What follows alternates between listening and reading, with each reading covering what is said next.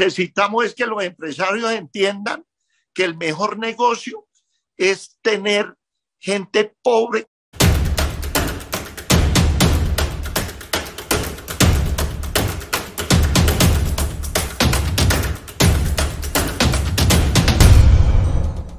Maldito capitalismo, salvaje y malvado capitalismo. Bueno, para entrar en contexto, te comparto lo que pasó hace unos años en mi país, en Colombia, en las últimas elecciones presidenciales. Estaban los dos candidatos principales. Por un lado, el que finalmente ganó, que es el presidente actual al momento de grabar este video.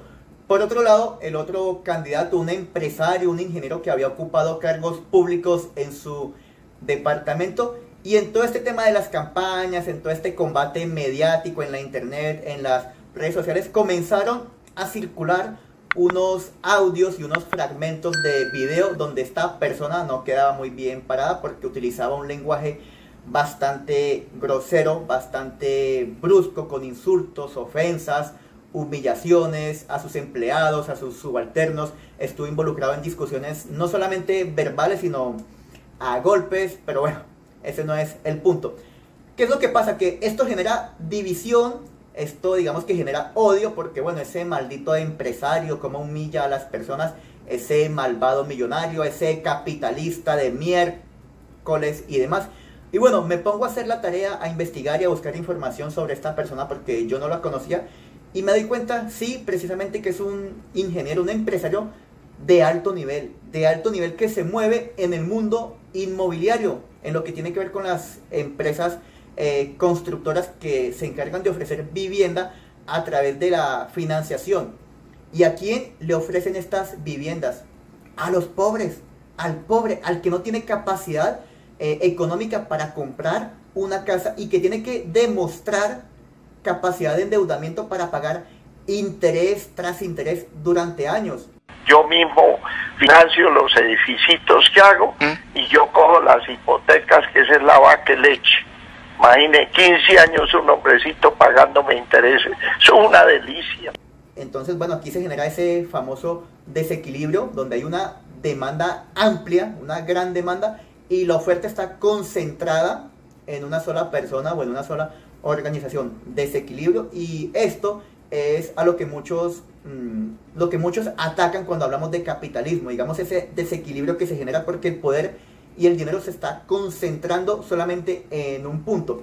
Pero aquí nace también la doble moral. Si tú le preguntas a una persona del común, a una persona de clase media, baja, qué le gustaría hacer, qué le gustaría tener, posiblemente te va a contestar dentro de sus deseos que aparte de tener su casa propia, si ya la tiene tal vez, le gustaría tener una casa adicional o una vivienda o dos viviendas adicionales para alquilarlas, para tener un ingreso, una renta mensual.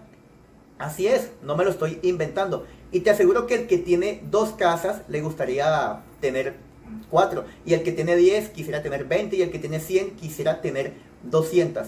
¿Para qué? Para alquilar, para ganar dinero, para lucrar. Y nuevamente, ¿a quién le va a alquilar esas viviendas? A un pobre. ¿Te das cuenta? Necesitamos es que los empresarios entiendan que el mejor negocio es tener gente pobre, todo lo que da se puede, con capacidad de consumo, porque los pobres consumen toda la plata en el mes. ¿Te das cuenta? La doble moral. Vamos con otros ejemplos. Posiblemente contratas a un maestro de obra para que vaya a pintar tu casa, a hacerle mantenimiento, y es muy probable que esa persona no tenga su casa pintada, si es que tiene casa, si es que no vive en alquiler, posiblemente no tenga su casa pintada, pero tú lo estás contratando para que pinte la tuya. ¿Te das cuenta? Es prácticamente lo mismo, digamos que es una analogía muy similar.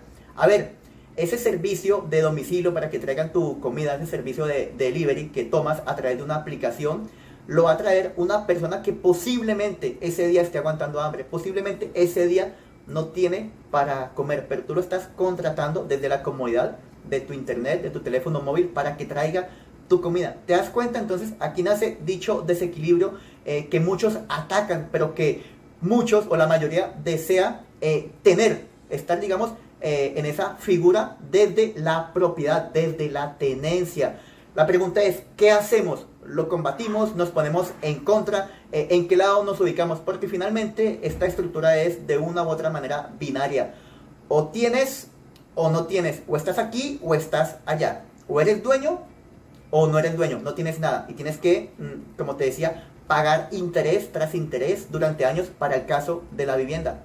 Así funciona. Y bueno, la doble moral entonces también está en que las personas desean tener, ganar dinero, crecer económicamente para después supuestamente ayudar al pobre. Eso es lo que nace desde su propósito noble. Conozco muchas personas que lo han logrado, que son pobres, escalan, crecen financieramente, después se acomodan muy bien, digamos que llegan a un nivel bastante alto en cuanto a ingresos, ¿sí? En cuanto a activos y en cuanto a patrimonio.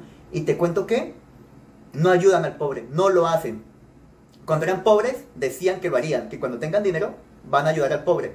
Pero cuando tienen, no lo hacen. Así es. Entonces posiblemente tú estás en el punto o en la situación del deseo de querer tener casas para alquilar. Pues te cuento, hay personas que ya lo tienen y esas personas son las malas de la película o las malas de la historia. A pesar de que generan empleos, a pesar de que aportan con sus impuestos al país, a pesar de que atraen inversionistas, porque finalmente en el mundo de la construcción también se generan dividendos. Estas compañías cotizan en la Bolsa de Valores de Nueva York, ¿sí? A través de diferentes figuras, digamos que a través de diferentes alianzas. Allí se mueve también bastante dinero a través de las pólizas, de los seguros, y todo esto genera una circulación de beneficios, de ganancias, una estructura de dinero que se está moviendo para que las personas pues lleven el pan a sus casas. ¿Te das cuenta?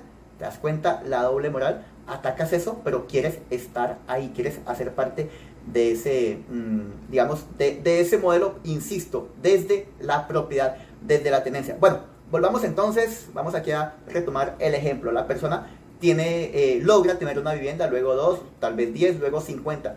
¿Qué va a necesitar? Va a necesitar personas que le ayuden a administrar esas viviendas. Va a tener que contratar, por ejemplo, un contador para que lleve tus impuestos, el tema tributario, y posiblemente ese contador no tenga los ingresos suficientes para tributar, para declarar renta, como se le llama en mi país.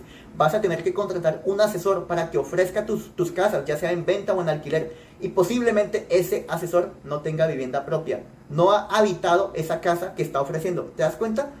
¿Te das cuenta? Estás tercerizando un servicio, estás comprando el tiempo, las habilidades y las destrezas de una persona.